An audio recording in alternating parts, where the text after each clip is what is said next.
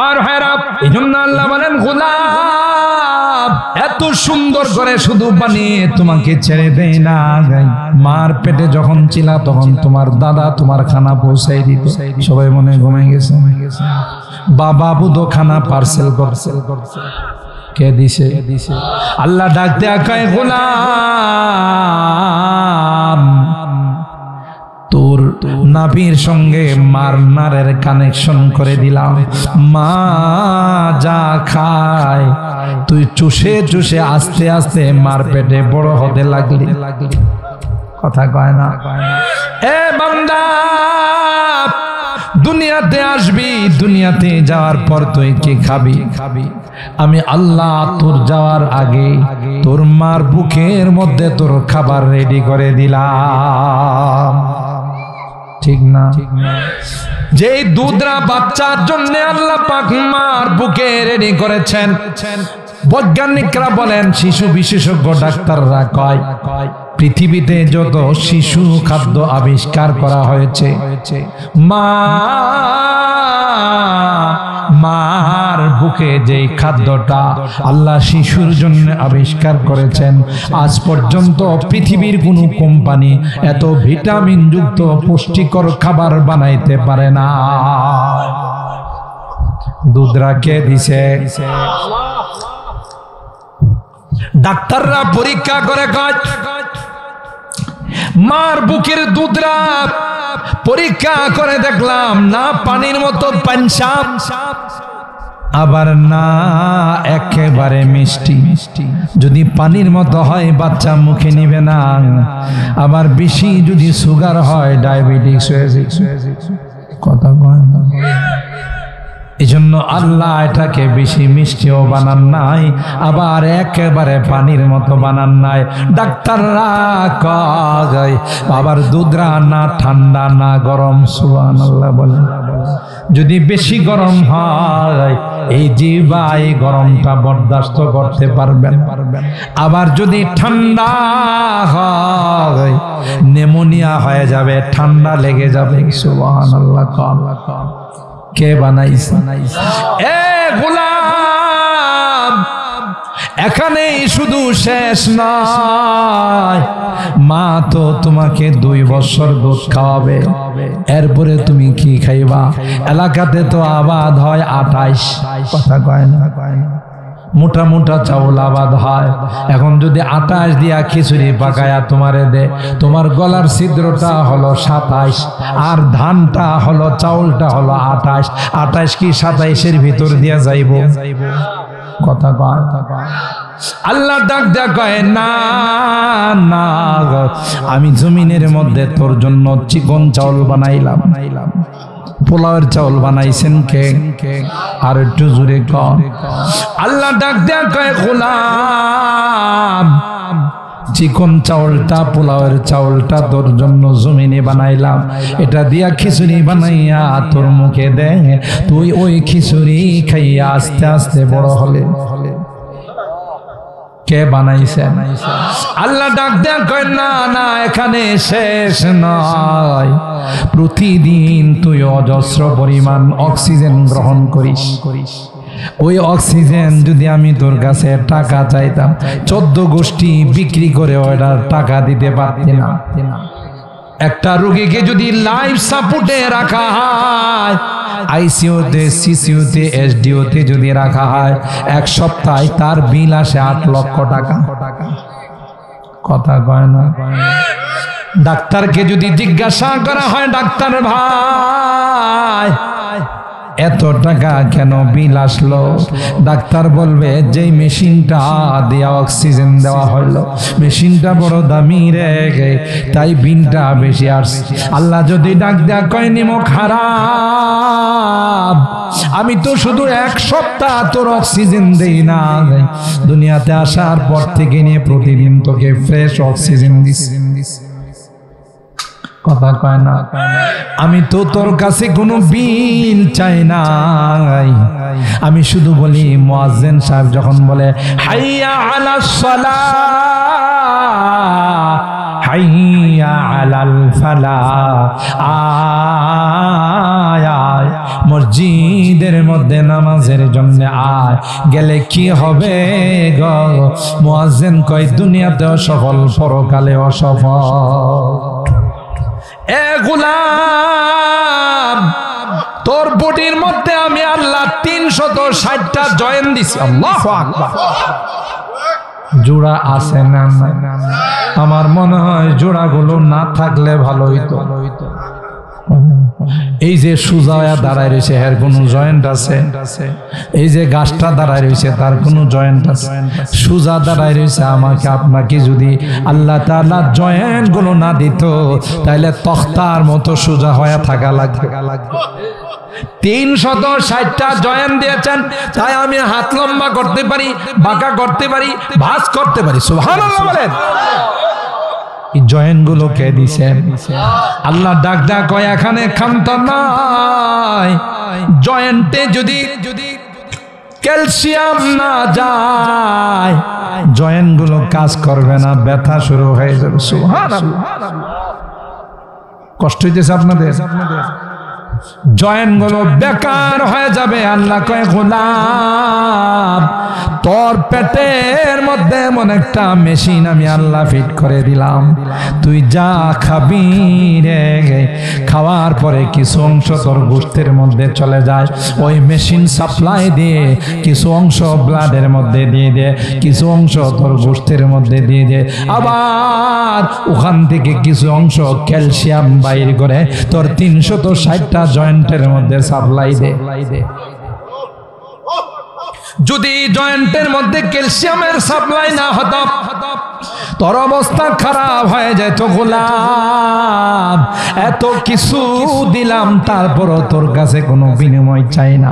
আল্লাহ কি আমাদেরকে বিদ্যুৎ দেয় না? দেয় না? সকালবেলা হলে সূর্য উদিত হয় না? হয় না? মাসে কত টাকা বিল আসে সূর্যের? কথা কয় না? বিদ্যুৎওয়ালা, পল্লী বিদ্যুৎ, ডেস্কো, এদের যদি এক মাসের বিদ্যুৎ বিল না দেন বিদ্যুৎ থাকবে না, কাইটা ফালাইবে। আল্লাহ কয় গোলাম, তোকে বিদ্যুৎ ফিরিয়ে দিয়ে, অক্সিজেন ফিরিয়ে দি, সবকিছু ফিরিয়ে দিলে গোলাম তোর কাছে কোনো বিল চাই না। যদি তুই আইসা আমার কুদরতি পায়ে দুইটা সেজদা করে ফেললে তোর সব নিয়ামতের শুকরিয়া আদায় হয়ে যা। এই জন্য হাদিসের মধ্যে আসে 7 শ্রেণীর মানুষ কিয়ামতের কঠিন ময়দানে সূর্যের তাপ তাদের গায়ে লাগবে না। আল্লাহু আকবার। আরো জোরে বলেন আল্লাহু আকবার। এর মধ্যে এক শ্রেণী হলো শাবুন নাশাআ ফি ইবাদাতিল্লাহ, যে যুবকগুলো যৌবন কালে ইবাদত করে। আল্লাহ ডাক দেয়, যুবক আমি তোমাকে আরশে আজিমের নিচে ছায়া দেব। জওয়ান কালকে সব সময় থাকে না, চলে যা। দর জওয়ানি कर इबादत, दर जवानी कर इबादत, काहिलियाती नहीं। जब बुढ़ापा आ गया कुछ बात बन पड़ता नहीं। জোয়ান কালে করে নে, বুড়া লাঠি হাতে নিয়ে রাস্তার মধ্যে যার হাটে কি যেন তালাশ করে। যুবক ডাক দেয়, দাদা কি তালাশ করেন? এক্সকিউজ মি, আমাকে বলেন, আমি একটু তালাশ করে দিই। কয় বাবা রে, ভাই রে, আমার যৌবন কালটা এই রাস্তায় হারাইছি, তালাশ করতে আসলাম যৌবন কালটা পাই কি। जवाने गुफ्त पीरे दिला गाग चगम कर दी चगम गश्ती दरीरा। क्या हराइছেন कौन? बुढ़ा कांदे আর কয়, তোমার মতো যখন যুবক ছিলাম লোহা খেয়েও হজম করে ফেলতাম, এখন বসলে দাঁড়াইতে পারি না, দাঁড়াইলে কথা কয় না। এই জন্য কর জওয়ানি মে ইবাদত কাহিলিয়াতি नहीं, जब बुढ़ापा आ गया कुछ बात बन पड़ता नहीं। বুড়া কালে ইচ্ছা করলো নামাজ পড়া যায় না, দাঁড়ানো যায় না, চেয়ারে বসে বসে পড়া লাগে। ঠিক না বেঠিক? যে যুবক যৌবন কালটা ইবাদতের মধ্যে কাটায়, কিয়ামতের কঠিন ময়দানে আল্লাহ ওই যুবককে জান্নাতের মধ্যে আল্লাহর আরশে আজিমের নিচে ছায়ার ব্যবস্থা করে। আরেক যুবক দেখতে টল ফিগার, রাজপুত্র, যুবরাজের মতো বিভিন্ন জায়গা থেকে প্রেমের অফার আসে, এরকম যুবক বোধহয় এই এলাকায় নাই। বিভিন্ন জায়গা থেকে প্রেমের অফার আসে, যুবক কয় না না, বয়ানে শুনছি প্রেম করা যাবে না, সম্পর্ক করা যাবে না। এ যুবতীরে, আমি আমার আল্লাহকে ভয় করি, আল্লাহর কসম, পয়গম্বর কয় ওই যুবককে আল্লাহ পাক কিয়ামতের কঠিন ময়দানে আরশে আজিমের নিচে ছায়া দিবে। ওই মা, যেই মা স্বামী মারা যাওয়ার পর দ্বিতীয় কোন স্বামী গ্রহণ করে নাই, নিজের এতিম সন্তানটার চেহারার দিকে তাকাই, এরকমের মা বুধ আপনাদের এলাকায় নাই। মারা পারে, বাবারা পারে না, কথা কয় না। এই জন্য গ্রামগঞ্জে একটা কথা আছে, মা মরলে বাপ তালই হয়। আপনাদের এলাকায় মনে হয় নাই কথাটা। এতিম সন্তানটার চেহারার দিকে তাকাইয়া মা জীবন যৌবনকে বিসর্জন দিয়েছে। রে যুবক, তুমি এই মার সঙ্গে বেয়াদবি কইরো না। তোমার চেহারাটার দিকে তাকাইয়া জীবনের যৌবনের চাহিদাগুলো মাটির সঙ্গে মিলাই দিছে। ইচ্ছা করলে আরেকটা স্বামীর কাছে যাইতে পারত, আরেকজন স্বামী গ্রহণ করতে পারত, আরামে জিন্দেগি কাটাইতে পারত, কিন্তু তোমার অবস্থা খারাপ হয়ে যায়। এদিকেও তোমার কেউ নাই, ওই দিকেও দ্বিতীয় স্বামী তোমাকে গ্রহণ করত না, মাঝখানে তুমি শেষ হয়ে গেছ। তোমার চেহারার দিকে তাকাইয়া মা জীবন যৌবনকে বিসর্জন দিয়েছে।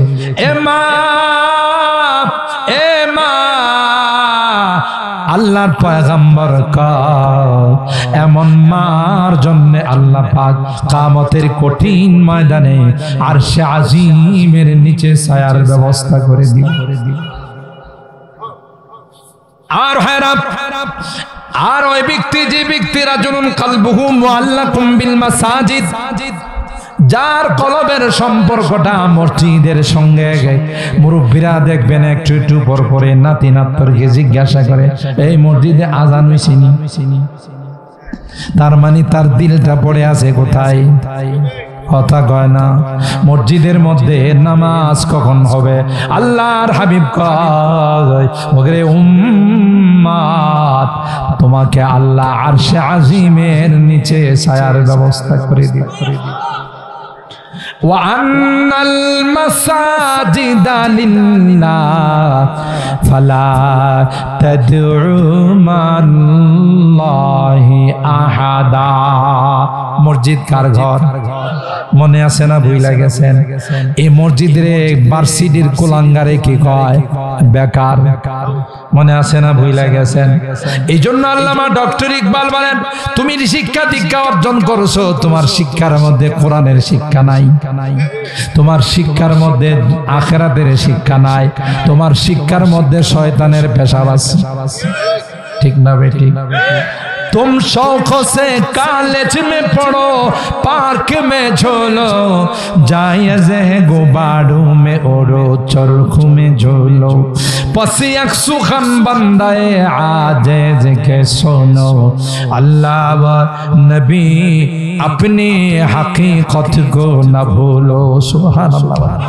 तुम्हें तुम्हार सृष्टिर इतिहास पढ़ो, जे नबीर कारणे तुम्हें श्रेष्ठ उम्मत, তোমাকে যতক্ষণ জান্নাতে না দিবে ততক্ষণ অন্য উম্মতের জান্নাতে যাওয়ার পারমিশন মিলবে না। মর্যাদা কত বাড়াই দিছি। সেই নবীর ihsan স্বীকার করো। নিজেকে তুমি কি ছিলা, তোমার গন্তব্য কোথায়, কোথায় যাইবা, নাকি এখানে চিরকাল আমরা থাকবো? এটা কি আমাদের শেষ ঠিকানা, না শেষ ঠিকানা পরকাল? यहाँ हम सब मुसाफिर हैं, वही आखिर ठिकाना, कोई आगे रवाना है, कोई पीछे रवाना। मुसाफिर हर कुजा बाशद, वतन राया देमी दाराद, चो बुलबुल दर कफस बाशद, चमन राया देमी दाराद। ময়না পাখিরে আপনি পোষা বানাইছেন, তোতা পাখিরে পোষা বানাইছেন, পিঞ্জিরার ভিতরে থাইকা আপনারে সালাম দে, বিভিন্ন কথা কয়, কিন্তু প্রতিদিন ওই লোহার মধ্যে ঠুকরাইতে থাকে। কারণ তার এটা আসল বাড়ি নয়, তার বাড়ি হলো জঙ্গল। এই জন্য কবি আমাদের ডাক দেয়া কয়, মুসলমান ইমানদার, আমাদের বাড়ি কিন্তু দুনিয়া নয়, আমাদের আসল বাড়ি হলো জান্নাত। ঠিক কিনা বলেন?